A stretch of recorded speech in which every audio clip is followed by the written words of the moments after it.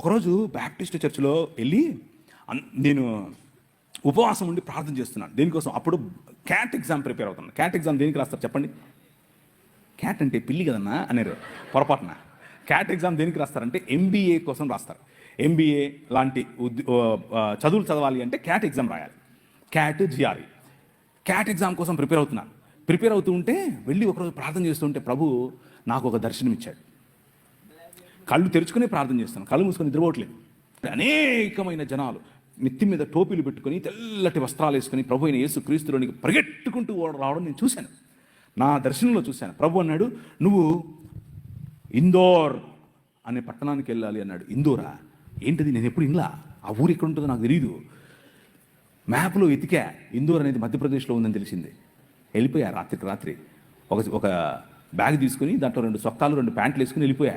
ఏమో ఎచ్చులు వెళ్ళిపోయా. అక్కడ చూసి చలి, అక్కడికి వెళ్ళిపోతే రైల్వే స్టేషన్లోనే ఉండాల్సి వచ్చింది. నాకు ఎవరు తెలియదు. అక్కడ 3 రోజులు 3 రాత్రుళ్ళు రైల్వే స్టేషన్లోనే ఉన్నాను. సువార్త పరిచర్య చేస్తూ ఉంటే మోకాళ్ళ మీద ప్రార్థన చేశాను. ప్రవ్వా ఏంటి? తుమ్ జాతా హై మై ఆతా హై. ఇంతే వచ్చు, నాకు అంతమించే రాదు. జాతా హై ఆతా హై ఇంతే వచ్చు. ప్రవ్వా ఏంటి ప్రవ్వా, నాకు ఈ భాష రావట్లేదు, నేను ఏం చెప్పాలి అని అంటే అనర్గళంగా మాట్లాడటానికి హిందీ ఇచ్చాడు. నాకు ఇచ్చాడు, నేను వెళ్ళి మాట్లాడాను. అక్కడ కలిసాను నా భార్యను. అందుకు చెప్పాను ఇది, ఇంకేదో దాని కాదు.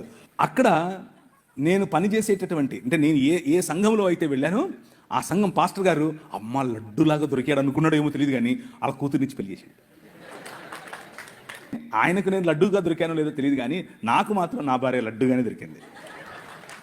మామూలు లడ్డు కాదు. ఇప్పుడు నేను చేసే పరిచర్య, మీకు కనిపించే పరిచర్య, నేను చేసే పరిచర్యల్లో ఒక 10వ వంతు మాత్రమే. నిజంగా చెప్తున్నాను, 10వ వంతు మాత్రమే.